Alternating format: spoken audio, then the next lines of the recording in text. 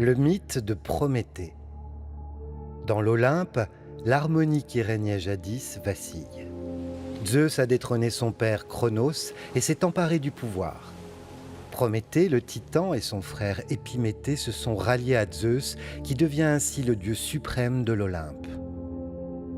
Un matin, fomentant un projet cher à son cœur, Zeus convoque les deux frères et leur dit « Je vous ordonne de créer la vie sur terre, les hommes et les animaux, et de leur octroyer les dons et qualités dont ils auront besoin pour vivre. » Et il ajoute « À toi, Prométhée, je te confie la charge de donner le souffle de la vie à chaque être, et à toi, Épiméthée, de les armer pour se défendre. » Épiméthée demande à son frère de le laisser seul créer les êtres vivants. Prométhée accepte. Impulsif, le titan commence par les animaux. Sans réfléchir, il répartit aussitôt tous les dons. La force, la rapidité, le courage et la ruse, les plumes et poils pour se protéger du froid. Puis, quand vient enfin le tour des hommes, il ne reste plus rien. Épiméthée, dont le nom signifie qui réfléchit trop tard, se trouve démuni. Ne sachant pas comment réparer son erreur, il appelle son frère à l'aide. Prométhée voit les animaux, féroces, puis se tourne vers les hommes. Ils sont nus, sans armes, sans aucune protection. Il comprend qu'ils n'auront aucune chance de survivre dans ce monde sauvage. Plus sage et avisé que son frère, Prométhée, le prévoyant, réfléchit et dit « Nous allons mettre les hommes debout, à l'image des dieux, et surtout, nous allons leur donner ce qui les rendra supérieurs aux animaux, la connaissance. Je leur transmettrai mon savoir reçu d'Athéna, déesse de la sagesse. » Avec de l'eau et de la terre, Prométhée façonne le corps des hommes.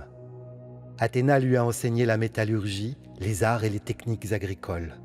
Prométhée leur transmet ses connaissances. Ne reste plus que le feu nécessaire pour sauver l'humanité. Avec, les hommes pourront fabriquer des outils, construire un habitat, chasser, élever des animaux, se vêtir, se réchauffer. Avec le feu, les hommes pourront soumettre la nature hostile et survivre.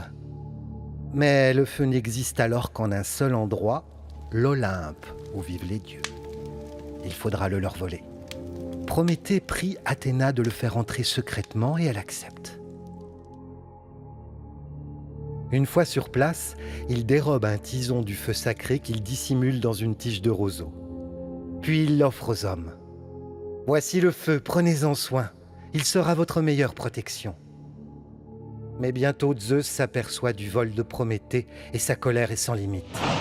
Élaborant sa vengeance, il ordonne la création de Pandore, première femme mortelle sur Terre, et offre sa main à Épiméthée.